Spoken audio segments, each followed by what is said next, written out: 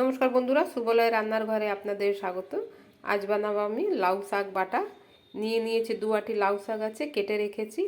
এদিকে কয়েক কোয়া রসুন আছে, 4টে কাঁচা লঙ্কা, পোস্ত নিয়েছি। প্রথমে আমি ধুয়ে টুয়ে সেদ্ধ করে নেব লাউ শাকটাকে। লাউ শাক বসিয়ে দিয়েছি সেদ্ধ, দিয়ে দিলাম লবণ।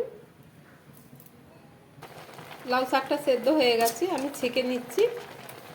লাউ শাকটা সেদ্ধ হয়ে গেছে, এবার আমি সব বেটে নেব।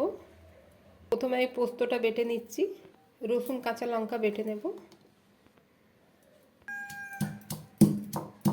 আমার পোস্তটা বাটা হয়ে গেছে, সেদ্ধ করা শাকটা বেটে নেব। আমার শাকটা পুরো বাটা হয়ে গেছে, দিয়ে দেবো সেদ্ধ করা ডাঁটা, দেবো বেটে রাখা পাতা, দিয়ে দিলাম পোস্ত, দেবো অল্প লবণ। আমি শাক সেদ্ধ করার সময় লবণ দিয়েছিলাম বলে আমি কম দিচ্ছি। দিয়ে দেবো কাঁচা সর্ষের তেল, ভালো করে মেখে নিতে হবে। আমার শাকটা মাখানো হয়ে গেছে বন্ধুরা, গরম ভাতের সাথে খুব দারুণ লাগে খেতে।